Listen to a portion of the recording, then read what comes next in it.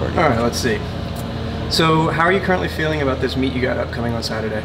Shit, man, I'm gonna be honest. So this has been the hardest prep of my entire life. And it sucks because the reason I decided to do the meet in the first place was that after US Open, right? I hadn't really prepped for that one. We decided last minute, you know, the Iron Rebel team and I decided it would be a good move in terms of personal development to try and see where I was at, even though I was focusing on bodybuilding at the time. And it didn't go great, which is not, you know, totally unexpected. I won my weight class, but I placed 4th overall, and I was obviously going for the win. And the thing is, it really lit my fire to get back into powerlifting, man. I'd kind of gotten away from that because everybody likes to be swole, myself included. Everyone wants to be a bodybuilder, but I like lifting heavy, man. I like loading my shit up and going hard. I think the phrase you used was intensity with a purpose, and I really think that reflects what I'm trying to do with my own training, with my own life. And so I was ready for this tribute meet, especially because I am a big fan of the people putting it on, USPA Texas and Pioneer Leathercraft, who makes powerlifting belts. I think they're great guys. I know them both personally, and I really wanted to support them as well. So this was a great opportunity for me. Big meet, chance at redemption, local. I'm just psyched, big support system. And my off-season training, the first 8 weeks after the US Open, went perfect. It was absolutely, I couldn't ask for better. And then things started to fall apart a little bit when I got into the meet prep. I tweaked my quad. Actually, I hurt my quad pretty bad, to be honest with y'all. It bruised up pretty good, and I had trouble walking for a little while, and I thought, man, my meet prep's kind of done.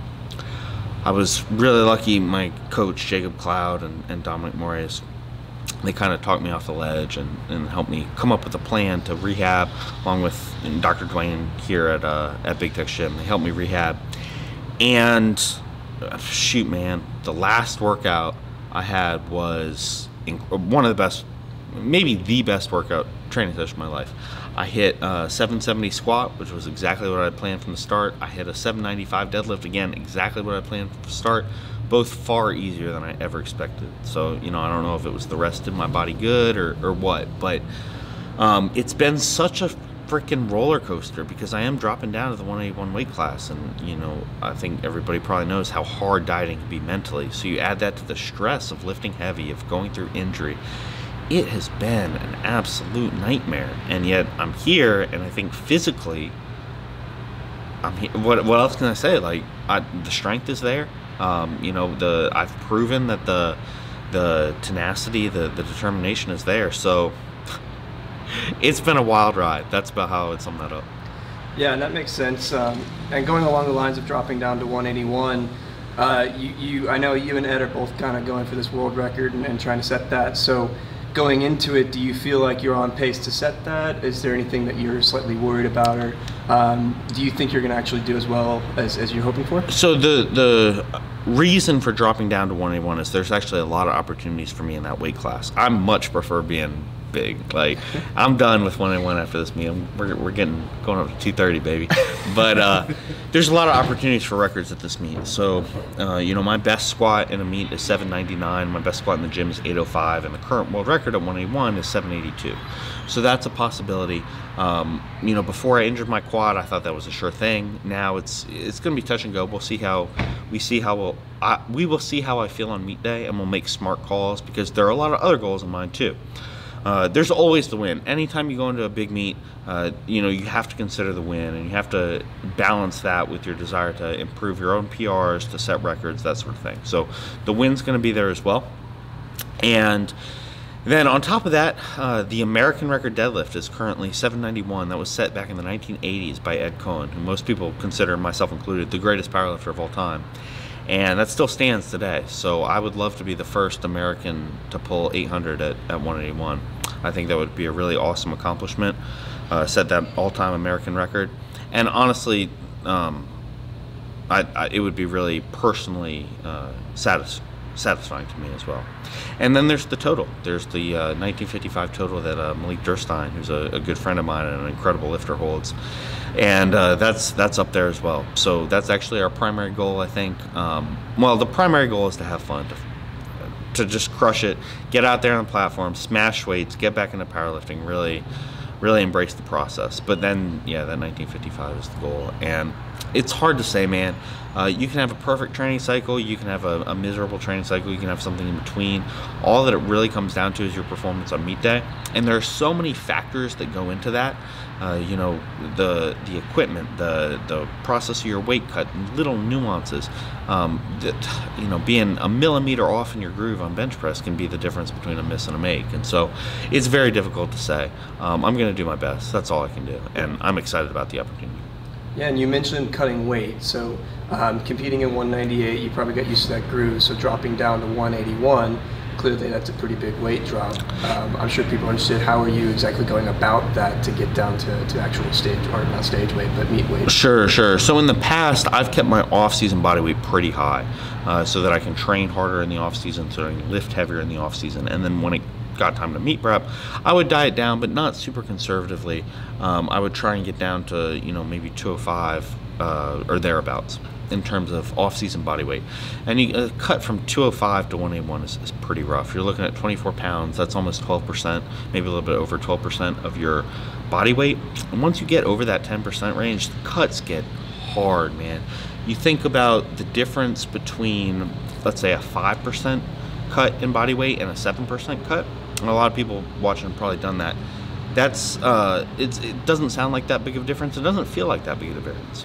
Once you get up into the over 10%, 10, 11, 12%, every single ounce feels like the end of the world. And so I didn't want to go through that process again, having done it several times successfully. But my performance suffered as a result, and man, it's not fun. It's not fun. You know, I've proven to myself that I can do it, and I think that's good enough for me. So this off season, I dieted down. I'm walking around about 198 pounds. So it's a much smaller 17-pound cut. That's about 9.5% under that 10% range. Very, very straightforward. I'm not going to call it easy. It's still, I'm going to suffer a little bit, but it's not going to be anywhere near as difficult as cuts that I've done in the past. Did that answer your question?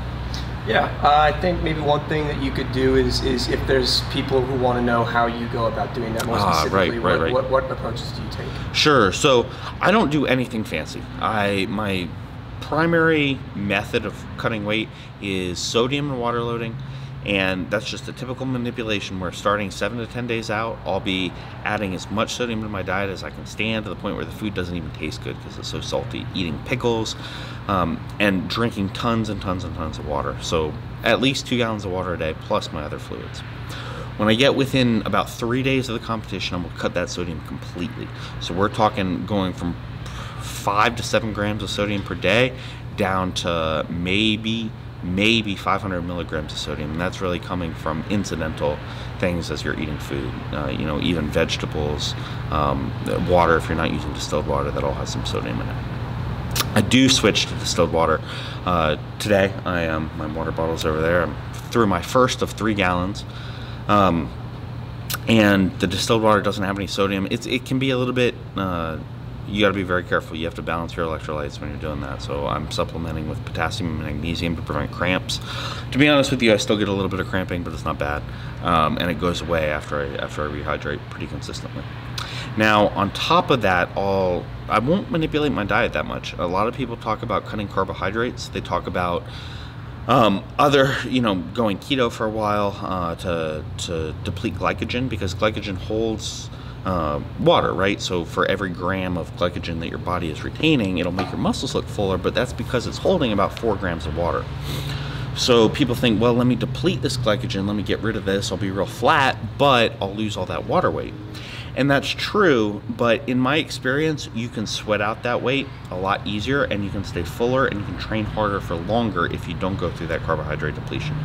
So I didn't cut my carbs until today. I'll probably have about 50 grams of carbs throughout the day, and then none tomorrow. And that process it'll be a small carb depletion, but I'll be able to sweat out any water that I have much easier because I'll feel better than had I cut carbs much sooner in the process. And then dropping that water, either a sauna or a hot bath. You know, again, nothing fancy. I think hot bath is better, but you have to have scalding hot water. One of the advantages of doing the cut at home is that I know I will have a good water source. In the past, hot water's run out, it hasn't been hot enough, If you're going to a hotel, you're never sure how, whether there's even going to be a bath. So the sauna generally is less pleasant. It takes longer, but it'll work equally well. And that's it. The rehydration process, I think we'll talk about probably after I actually make weight, but it's nothing fancy. It's really not. I think the biggest reason that I can cut so much weight is because I pay so much attention to my body composition and to my diet in the off season that I know exactly how my body is going to respond to the smallest changes, right? I can tell you, okay, I bloated to 215 pounds last night, right? Walking around at 198. And I knew exactly why that was. I knew exactly what I would wake up in the morning at. And it didn't bother me the way that a lot of people, you start that sodium load and they start freaking out because they're gaining weight. So it's really being in touch with your body and having a simple, straightforward process that you practice before you try to do it on a big stage. Cool. So going into this weekend, how can fans support you? Where can they find you? What can they expect to see this weekend? Yeah, I'd love if y'all guys follow me on social media. It's PH Deadlift. You can find me anywhere. Instagram, Facebook, YouTube, they all use the same name, PH Deadlift or Ben Pollack. So yeah, please do that. Please also check out the Iron Rebel, Granite, Elite FTS pages. And yeah, there will be a lot of good coverage. Kyle is going to be documenting the entire process. You'll be able to see all that. I'll be putting up some stories on my Instagram as well. And it should be a fun time. I'm excited. Cool. Well, last thing is if you've got any sort of promo code for people if they want to pick up some Granite supplements. Yeah, definitely use the code Pollack10, Pollack 10 at Iron Rebel or Granite. Snag a nice discount on that stuff. I think the Outlaw wraps are back in stock, so grab those while they last because they go hot. And then you can check out my website too, phdeadlift.com, and I'll put up a discount for everybody who wants to get one of my powerlifting programs there. Perfect. Well, looking forward to it, Ben, and good luck this weekend. Me too. Thanks, Ben. Awesome.